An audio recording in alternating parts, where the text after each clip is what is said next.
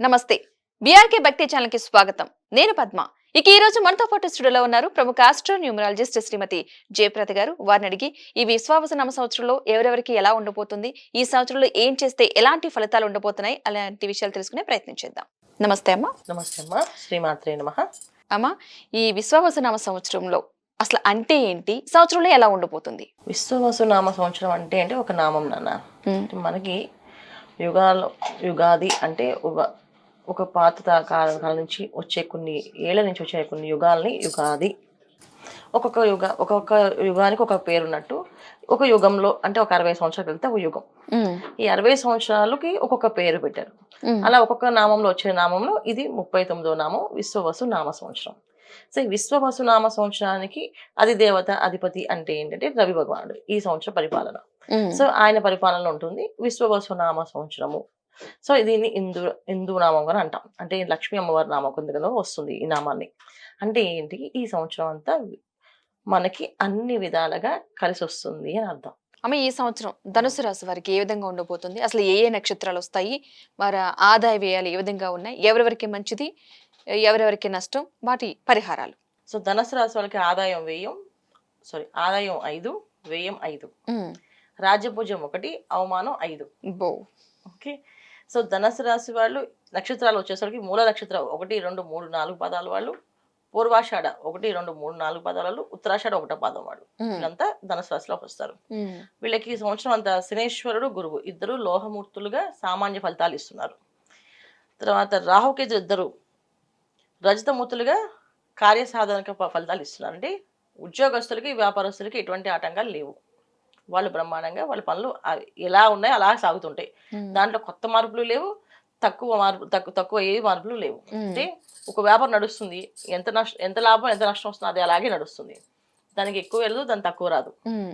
అలాగే ఉద్యోగస్తులు ఉన్నారు, ఉద్యోగం ప్రమోషన్స్ రావు, ఏం రావు, మామూలుగా సాదాగా వెళ్తుంది. ఉద్యోగాలు మామూలుగా ఉంటాయి. సో ఉద్యోగస్తులకి వ్యాపారస్తులకి సామాన్యమైన ఫలితాలు ఉన్నాయి. గృహిణులకి కాస్త మంచి అవకాశాలు ఉన్నాయి. సో వాళ్ళు ఇల్లు కొనాలనుకుంటున్నారు, వాళ్ళు ఏదైతే కోరిక ఉందో ఈ సంవత్సరం ఆ కోరికలు నెరవేరుతాయి గృహిణులకి. ఎందుకంటే రోజు మా ఆయనకి ఇది రావాలి, మా ఆయనకి అది రావాలనుకున్న వాళ్ళకి వస్తాయి. ఇప్పుడు ఒక ఆమె రోజు పూజ చేస్తూ మా ఆయనకి ఉద్యోగంలో ప్రమోషన్ రావాలి, ప్రమోషన్ అంటే ఈ సంవత్సరం తదాస్తు దేవుడు అంటాడు, ఆ ఉద్యోగం ప్రమోషన్ వస్తుంది.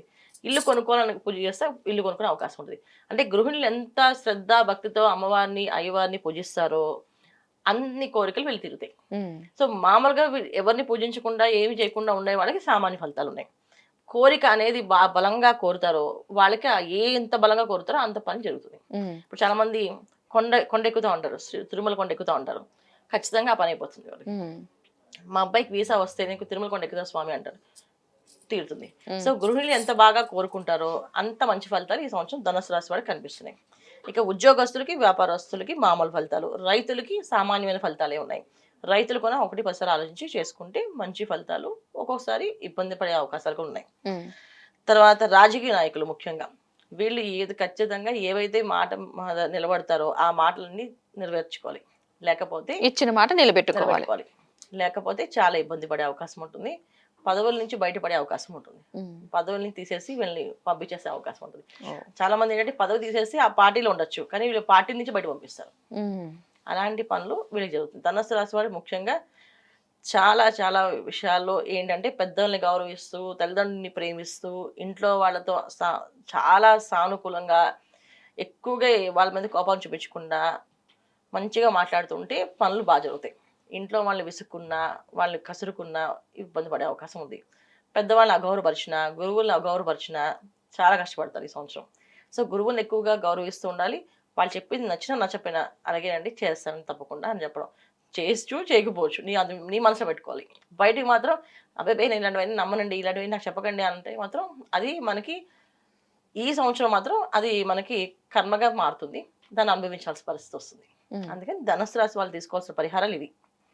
అయితే వీళ్ళు ప్రతి శుక్రవారం, శనివారం లక్ష్మీ నరసింహస్వామిని పూజించడం, లక్ష్మీనారాయణ ఆరాధించడం, శనివారం పూట వెంకటేశ్వర స్వామి గుడికి వెళ్ళడం. ప్రతి శనివారం వెంకటేశ్వర స్వామి గుడికి వెళ్ళి ప్రదక్షిణాలు చేయడం. అక్కడ స్వామివారికి శ్రీ మహాలక్ష్మి మంత్రాన్ని ఎక్కువ చేస్తూ, శ్రీ లక్ష్మీ అష్టోత్తరం ఎక్కువ చేస్తూ, శ్రీ హరి వల్లభాయ నమః, శ్రీహరి వల్లభాయ నమః అనే మంత్రాన్ని ఎక్కువగా జపిస్తూ 108 తక్కువ కాకుండా ప్రతిరోజు జపం చేస్తూ బయటకు వెళ్తే అన్ని పనుల్లో విజయం సాధిస్తారు. ఇది ధనుసు రాశి వాళ్ళు తీసుకోవాల్సిన జాగ్రత్తలు.